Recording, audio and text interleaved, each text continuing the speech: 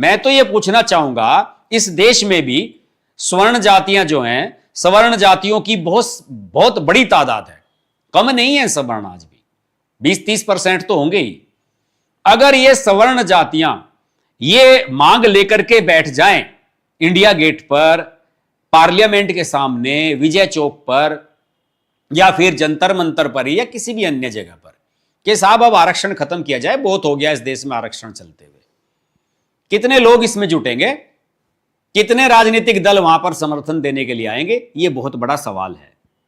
ये जो अभिजीत दीपके अपने आप को दलित बता रहा है और अंबेडकर साहब की जो तस्वीर लेकर के वो मैदान में उतरा हुआ था, ये देखिए आज का जो विजय जश्न मन रहा है उसकी तस्वीरें हैं ये। इसमें अंबेडकर साहब की तस्वीर उठाए हुए हैं ये। अंबेडकर साहब से हमें कोई दिक्कत नहीं है, लेकिन अंबेडकर साहब तो ये कह करके गए थे कि हर 10 साल के बाद सरकार को निरीक्षण करना होगा, परीक्षण करना होगा कि आरक्षण की आवश्यकता है या नहीं, उसे अगले 10 साल के लिए बढ़ाना होगा।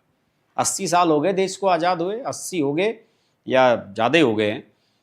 अब उसके बावजूद भी अगर यह खत्म नहीं हो रहा है तो इसका मुद्दा कहां उठाया जाएगा? इसे लेकर के कौन आंदोलन करेगा? और यह अभिजीत दीपके क्या अब वापस अमेरिका चला जाएगा? ये सवाल है मेरे, आप सब लोग जरा अपनी राय दीजिएगा। यह अभिजीत दीपके क्या विदेश चला जाएगा, या अभी अरविंद केजरीवाल के लिए पंजाब के चुनाव में उनकी वर्करी करता हुआ नजर आएगा?